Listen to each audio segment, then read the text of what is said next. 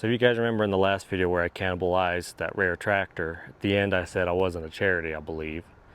Well, apparently I lied, because this thing is going to be charity work in a way. So let me get to that, but first I'm going to tell you what's wrong with this and what we got to fix, and then I'll tell you how I ended up doing this for free. So all we have is a 2003, I believe, GMC Denali Yukon deal. It's got a 6-liter in it. Someone put some wheels on it. It's a really nice, clean car. So the first complaint is this doesn't have any brakes. We don't know if it was sabotage or something broke. I don't know. I said it'll have brakes when I'm done with it. That's all I know. And the second issue, which is kind of a big issue, is if you let it sit for a day or two, it kills the battery, something draining it. And apparently it's an issue because those are sitting there. But yeah, basically I just need to get it running, kind of get it dependable. So I agreed I'd do it. So the reason I'm doing this for free is it belongs to, I think, a family member of a real good customer of mine. They've always done me well, and I was like, okay, tell me what's up with this family member and I'll tell you yes or no. So apparently this person has some health issues. Takes everything they have to get up in the morning, go to work, and just live day-to-day life like what's easy for you and I. So, you know, a person that's got a disability or health issues, that's getting up every day, making it an attempt to be, you know, normal, work every day, collect a check, where there's people that are able-bodied and get to sit at home. Well, they don't get to, they choose to, and the rest of us pay for them. This person works just enough where, you know, they're on their own.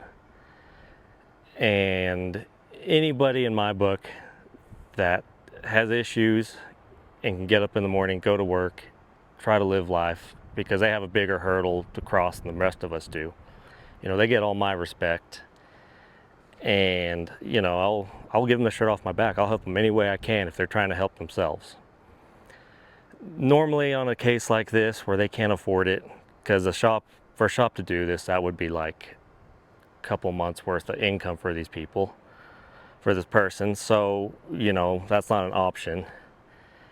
Normally if I get approached with something like this, where they want to make payments or reduce the deal, I send them to someone else. I usually, what I call them, the bottom feeder guys. 40 bucks an hour, raggedy truck. They'll come to your house, hack it together to make it kind of run.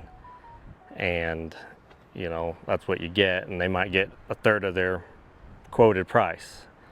I don't like to deal with that, because most of the time these people, and I know it sounds bad, but, and I'm not saying I'm better than them, but their decisions led them to having to make payments and hire the bottom feeder guy. Where this case, you know, they vouched, and I'll believe them, they're honest people, that yes, this person's trying their absolute hardest. And, you know, with that, okay, you tell me what you need, I'm gonna help you out. And there's a guy, I deleted the video, but I feel bad, because he was a really good guy, but he was the same case like this, and he's another guy that, you know, if you tell me what you need, I'll try to help you out. Especially because I kind of slammed him, but I didn't mean to. But anyway, you know, he takes care of his kid, builds race cars with his kid, gets up, goes to work, has a business, you know. Someone that does that, this person, him, hell, you're great in my book. So that's why I took this for free, because if someone's trying, you know, I'm going to help them.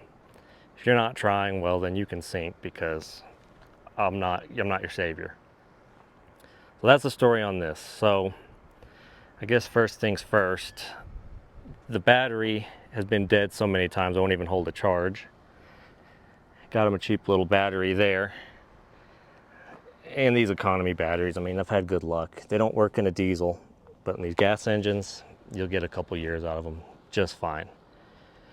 So we're gonna put a battery in it, get it off the trailer somehow. Doesn't have brakes, so I guess we'll just, where it stops is where it stops, and we'll figure out, you know, what we have going on. So I don't know if you can hear it, but I hear a problem right off. As soon as you hook up this negative, I mean, it sounds like there's a huge draw on it. So that should help us kind of narrow down what's staying on. Kind of leaning towards it being an alternator, because it's a reman or something. And for me, those have been hit and miss. Usually they're okay, but they're not great. Also notice they've been using a, zoom in, dude. They've been using something on that screw, the hold down bolt, and pretty well stripped all the shouldering off it, like pliers or something. So I guess they were disconnecting the battery. So anyway, that's another clue of kind of where to go. Getting it on the ground was uneventful. I just rolled it off the trailer and just hooked a left to kind of scrub its speed off, because like I said, there's no nothing. So it says service brake system, which yeah, obviously. But something I was kind of sad to see was it's charging. I was hoping maybe the alternator's bad, not charging, and they're running it till it's dead, but nope, not the case. So I went ahead, rigged up our draw test the old school way with the light bulb. And as you can see, it's pulsating. So we got a major draw on something. I rigged up the hood latch and the door latch and everything to simulate it closed, even though it's open, but it's latched, so make the car happy. I was going to do it the modern way, but for some reason this won't read amps and this needs batteries, and I just don't feel like running into town to getting batteries, so this is how we're going to do it. So the way I've rigged this up is we have one wire going from the ground to the bulb, and then another wire going from the bulb to our negative, and that's what's making it light up. So the fact that it's pulsating makes me kind of wonder if maybe there's some kind of security on here.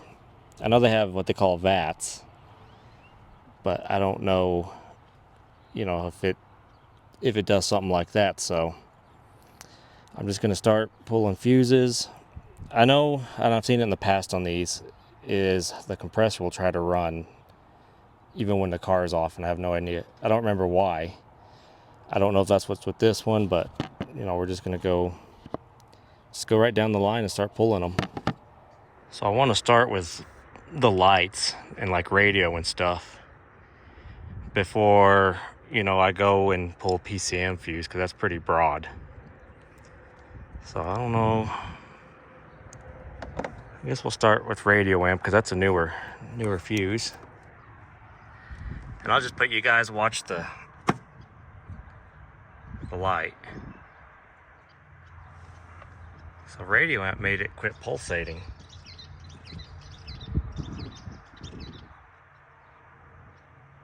See? It's pulsating. It's in. Take it out. And it quits. So we're gonna leave that one out. And then whatever this Trek is, it's got a newer 30. We're gonna pull it out.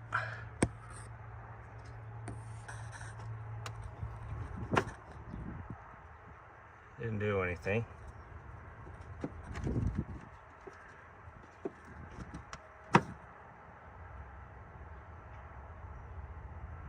There we go. So it was this fuse, it's 15 amp, marked info. Plug it back in, and it comes back on. Unplug it. Well, it should go off.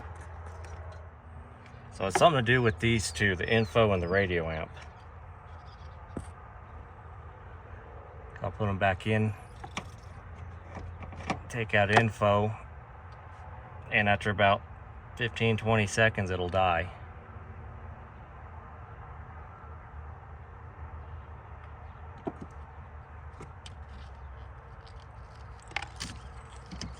So I don't know what causes that. I'm gonna do some looking, look at the wiring diagrams, and maybe it's just something inside we can unplug, like a I don't know. I know it's all digital, like the HVAC and all that. I don't know. I'm gonna go look because I don't know the answer to that. Okay, so apparently those two are for the rear infotainment and the radio amp. So I know this isn't like the most, oops, sorry Tiny, just kicked the poor cat. So I know this isn't like 100% the proper way of doing this, but I mean, it worked. The lady drives it every day and it wouldn't even last for one day. So yeah, see, I mean, it's totally dead now. So what I'm gonna do, I'll leave it plugged in for a day or two with these out. And if it doesn't affect how anything works in there, then I'm gonna call that fixed, because, you know, we just want this thing to drive back and forth to work. I don't know, I think it's like 2 miles, 3 miles maybe. So it starts every day, mission accomplished. You can't even listen to a whole song in 3 miles. So I guess next thing we're gonna do is we're gonna tackle the brakes. I found out what it is, and I got the part, so we'll do that next. This line right here is what our problem is so far that I can find. And I don't know if you see my finger, but way down here, this finger that's moving, my middle finger, right on the other side of this hose, back side of it, it's got a hole. Now, when I found the hose, it was about right here. I don't know, maybe I can zoom you in. I got brake fluid all over my hands, but so this line was aligned with that hole until I came and bent it. So like I said, I don't know how you do that. The plastic can't put a hole in it, so you know, it's one of them deals. I'm not going to question it. We're just going to replace it. And it was also loose, way loose, and leaking down here. Now I know brake hoses just don't come loose, but like I said, I'm not going to question it. O'Reilly's came to the rescue. Got a GM genuine part. I think this was like 40-50 bucks. It looks about the same, and if the fittings are right, it's gonna be the same today. I looked on GM's site and it said discontinued when I looked it up per application, but I didn't do the number, and I have somehow, it says it fits an Escalade, that's how I found it, but I don't quite remember. It was like 1 in the morning when I found it, and I was thrilled. So I'm gonna pull it out of the wrapper, and we're gonna make it fit that hose, whether it belongs there or not. So luckily for anyone that has OCD, it's the right hose and it fits, or it's gonna fit. So what I was saying a second ago about making it fit is, if I couldn't find a hose or a line, I was gonna bend one out of, you know, bulk brake line. And there's nothing wrong with that as long as it's not rubbing. You put the right type of flare on it and the right fitting, and you have no leaks. Because you have to remember, every brake line starts out as just a big long section of like 4-foot long pipe, and then they put the flare and the fittings on. So as dangerous as it sounded with me saying I'm going to make it fit, what I meant by that was, if these ends were the right type and right flare, then I just put it in a bender and make it go where it needed to be. So, and here is the hole on that one. Like I said, I don't know. Looks like it blew out or rubbed on something, but there's nothing to rub on. And then the fact that it was loose, I took it off with the same needle nose that we just did the fuses with. Those should be on there pretty tight. I mean, not Superman tight, but this shouldn't get them off with ease. So who knows? I have no idea. All I know is I'm changing it, getting it running, and we're good. So we're gonna put that on, fill it with fluid, and then I'm gonna hook up the scan tool because I think you have to activate the ABS and some other stuff before it'll actually totally purge them. But like I said, it's been a while since I worked on one of these, so we're gonna find out. All right, well, there's a finished product, and I don't know if you can really see, but I could fit my fingers underneath it. It's not touching anything there. They're not touching there, so I don't know why it did that. But anyway, filled it up with fluid, so it's full now. Then you back out. It's full. I'm gonna go ahead and gravity bleed it, which is you open the bleeders and let it drip out and keep adding before I try to purge out the ABS stuff. I haven't been really showing, how I do it. Yes, I have been putting it on, me doing it, but this is kind of like a rush job. They need it ASAP. And yeah, I'm not getting paid for it, but I'll go ahead and do it like a normal car. Touch it once, send it out the door. This happened to be a fluke. I got lucky on the draw, because I figured that was going to be a whole afternoon worth of looking and pulling fuses, and I got it the first try. The giveaway was the brand new fuse in there. So anyway, we're going to gravity bleed because I'm by myself today. There's no one to help, and never had good luck with the Mighty Vacs. We might try it though. And yeah, and then we'll try the other deal, and we'll see if we can get this thing up and running. Well, I got it all bled and everything, so we're gonna go in here and try to see if there's anything in the ABS computer module, whatever you want to call it, that'll allow me to bleed the ABS and whatever else is in here, because it's still pretty spongy. It goes to the floor. It stops though. It'll throw you through the windshield, but it's got way too much travel. And hopefully they didn't mess with it. So I found out a boyfriend or a mobile guy or someone messed with this, and I found that out when I found the cross-threaded bleeder screw in the caliper. That's the first one I've seen. I've seen them stuck or over torqued, but I've never seen one cross-threaded. And to be honest, after a story I heard recently, it doesn't surprise me. So a guy I know was texting me trying to diagnose I guess it was a no start with an older Ford diesel. I think it was like a 6.9 or something. And I'm walking him through it, and finally it dawns on me. He's like, whose truck is that? Because you don't have one. And he's like, oh no, it's a guy that they hired in the shop. And I don't know, I guess I say I don't know who to feel bad for. I was really stunned, I guess is the word, because you managed to get yourself a job working on heavy equipment, but yet you can't get one of the simplest mechanical diesels ever made to run, which you should really be ashamed of yourself. But anyway, I figured the caliber of person like that's probably the same kind of person that cross-threaded that deal there. And we'll cover that in another video about some of these mechanics that I've encountered. So I don't know, I was just kind of going into this. A lot of the time, if you do the VIN and all that, which I didn't do this time, it'll take you to the same deal. We just want to bleed it. There we go. That's the special tests.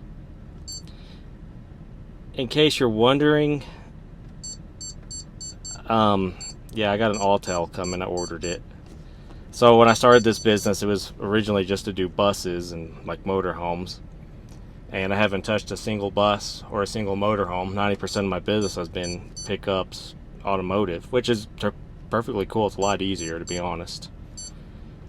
But yeah, so that's why I still have this old thing, because I bought all the heavy duty truck stuff, but I never bought any of this.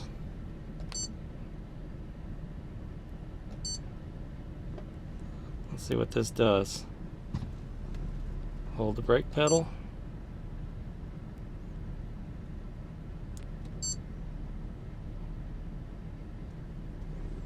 There we go, went to the floor. I don't know if you can hear it.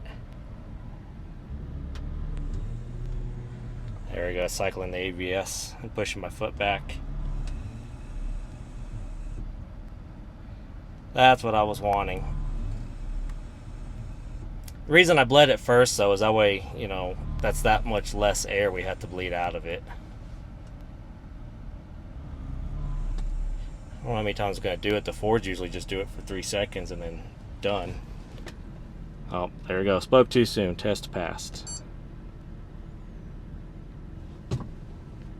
So I'll go out there, we'll bleed it again, and then come back and see what our pedal feels like.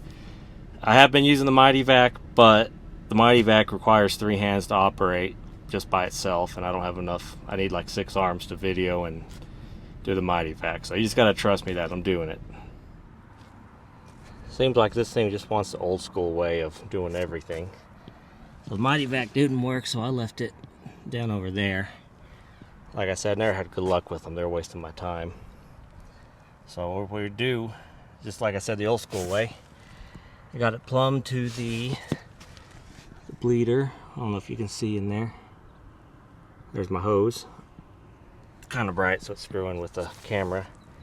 We have it going into the bottle, so when you push it, it'll push the air out, and then it'll suck some fluid back in, and pretty well the way I should have bled it from the start.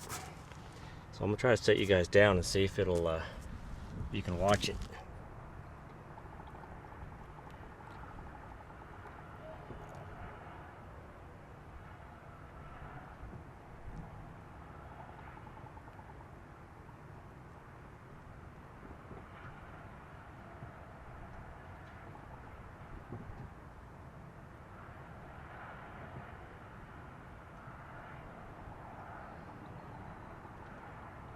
So yeah, that's how you do it. It also bleed out some of that nasty old stuff. So if I'd done that from the start, I probably would have saved myself about 20 minutes, but oh well, I know better. This keeps me on my toes and keeps me from forgetting. Got them all done, engine's running. We have brakes now. So I don't know what to do about the codes. I'm going into the ECM right now looking. And to be quite honest with you, most people don't care about those codes. So we're going to do an all system, see what it comes up with, and if it comes up with anything I'll show you, because this one usually takes a while. 10 minutes later and it finally did it. And so far we have electrical suspension control,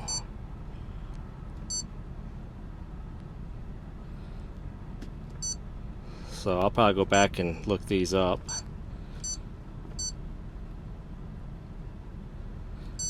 Everything's working on it, so you know, I don't know. Being that this thing's 23 years old and really isn't going anywhere, I mean, does it? The people that own it don't care. They just care that it drives. I'm happy that it drives, but I'll see what they are, and then see if they want to look into it. But chances are they don't want to look into it, and I'm okay with that. But yeah, so I guess I'll have to go back through this clip and see what all these are. And I don't know if I mentioned it, but this has, like, I guess, rear air ride. I'm assuming that's what it is. It looks like it. So I think these are like communication codes. Could it be too? I just thought of it just now.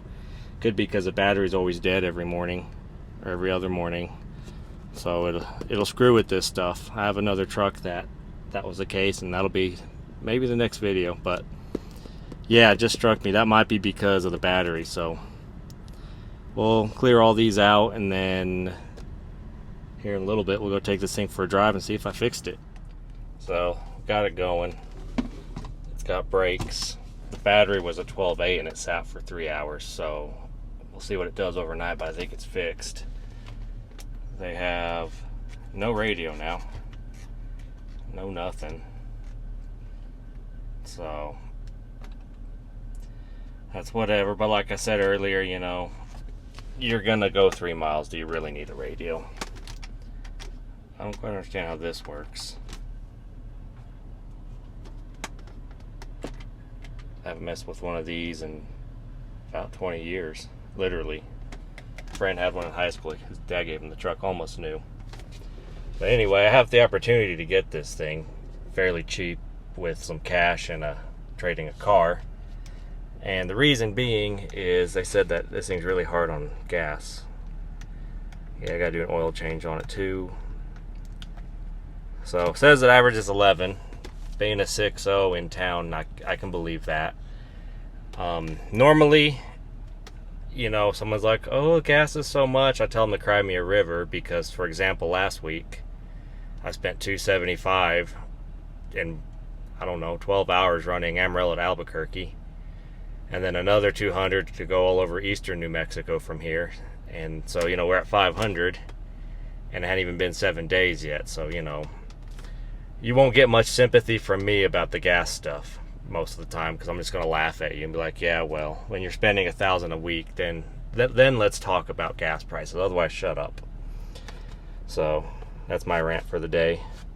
So we're going to go take this thing around the neighborhood, see what it's like. Also, another thing I noticed is the oil pressure gauge is pegged on high. Probably the sending unit's bad, but that's okay. It's better than it pegged on nothing and people freaking out and this thing going crazy. So I'm really just curious to see what a 6.0 drives like with this smaller. I think it's a 4L65E, and you know, it's light, where my service truck with the 6.0 4L80 and it weighs 9,300 pounds. You know, it's a turd. It's a total dog. I don't recommend an LS for a work truck. So we're gonna see how this thing does. We'll get out on the road and then we'll bring you back. So maybe this thing's not as bad as I thought. I mean, it's got a lot of low end. I mean, I know there's less mass to turn in this transmission, and this is an LQ9 versus an LQ4, so it's got more compression and maybe 20 horsepower, but well, it gets after it, and I'm just, you know, feathering it. So I could see if you drove this thing kind of hard, I could see, you know, only getting 11. And if you're wondering why the brake light's blinking, it's because somebody, I guess probably the same person that cross-threaded the caliper, disconnected the cable and then shoved the pedal all the way to the floor, and that's where it stays. I don't know if that's something they want me to fix, but you know, the object was, let's get it running first and nothing more. Let's go this way, take it down a rough road, see how this air ride works. So yeah, you know, maybe this might be something I would possibly want, maybe. But I don't know. It still has, you know, the GM electronic stuff. Close the window a little. It's got the GM electronics, and it might be good until it starts giving you the throttle issues and putting you in limp mode, and at that point, hopefully it's earned its keep enough where you can run it over the scale. Well, she doesn't shift very well. I don't know, maybe I take back what I said. Maybe this ain't very, very good. So, who knows? It's a worn out rig, that's for sure. Yeah, well, it was great till we got out on the highway, and this is, yeah, a hard no. I don't want it. It needs shocks. I smell something burning. And I don't like how it shifts. It shifts like it's on its last leg. But anyway, I'll let them know, but you know, it's mission accomplished. We got it running, and in the morning we'll see if it starts. So I guess I'll see you guys tomorrow morning. So it's the next morning. It's been sitting here about, I don't know, 12, 13 hours. And it appears we have fixed it. I'll show you. So you got that hanging on there for dear life. put that on there. And we have 12.7, 12.8. So I wouldn't do that before, and even if it had a drain after sitting 12 hours, it wouldn't be, you know, fully charged. So this lady might not have a radio, but she got a car that'll start and get her to work every morning. So, you know, beggars can't be choosers. I'm gonna go run to O'Reilly's, get oil and a filter. We'll do a quick look underneath this thing, make sure there's no brake lines or anything ready to bust, and I think it'll be good to go. I guess the real test would be if it actually starts. So that's promising. Fires right up. That's good. So I didn't see anything really out of whack under here. I mean, it's leaking oil, but you know, this is a soccer mom car from probably day one. So if it's not dripping on the ground, it's probably not leaking in their minds, which, you know, I get. I'll do the same thing. The poor creeper screaming for mercy. Really clean car. It's hard to get you a shot of under here, but bone stock, no rust. Always good to see. But yeah, I didn't find any obvious issues. I was surprised that these still have a fuel filter, because I thought 02 was the last year for that, but maybe these are different. Something I did find though, but it wasn't underneath,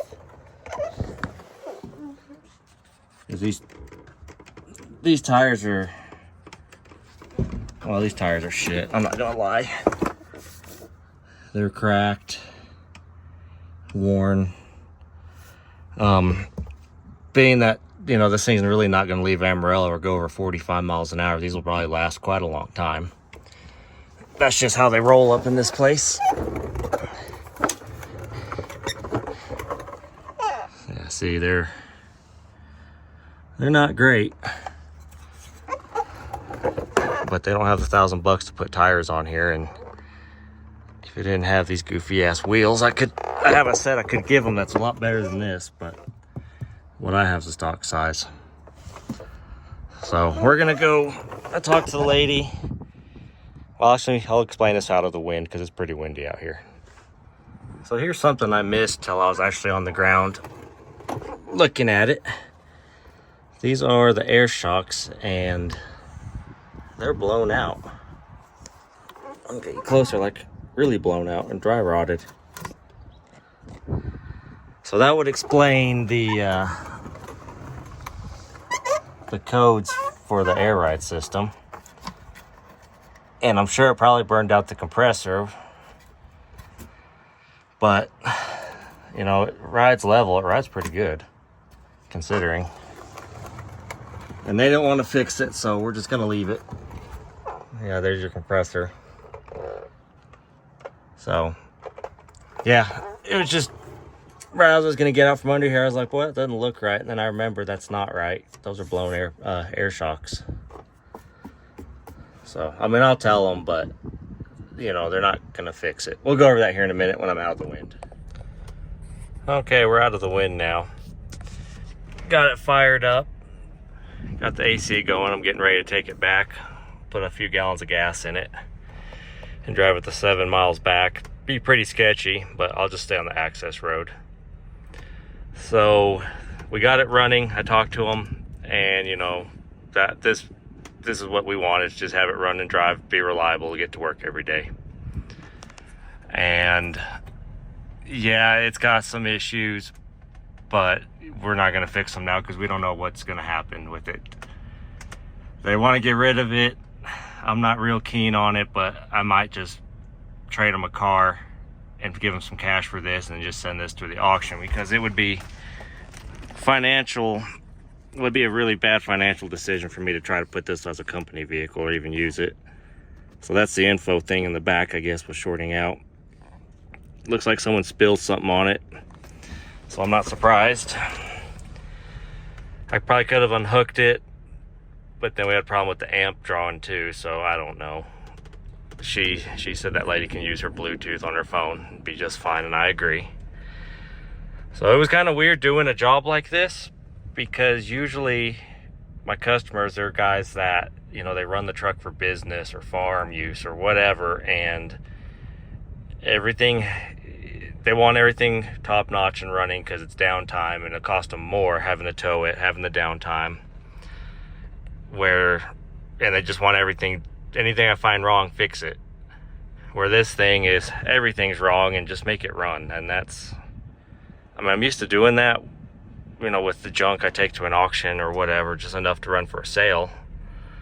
And whoever buys it knows that that's how they're always rigged. But to do it to a customer car was weird. But anyway, so I saved them some money. If I had done this and paid and charged them normal price, it would have been probably, with everything, parts and labor and tax, have been between 5 and 7, just ballpark, which isn't bad, but they don't have 5 or 7. I think this just cost them about $275. So, you know, not bad. I don't mind helping someone out that needs help. I wish I had the stock tires. I would have given them the stock tires. That's a set of better tires that weren't dry rotted. But like I said, 45 miles an hour around Amarillo, they would last a year. Same with the weird shifting transmission. I could not get these to clear at all.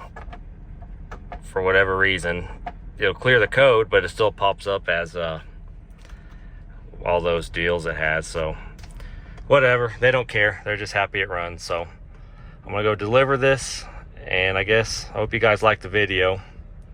We didn't destroy anything this time, so no need to get your jock strap or your panties in a wad.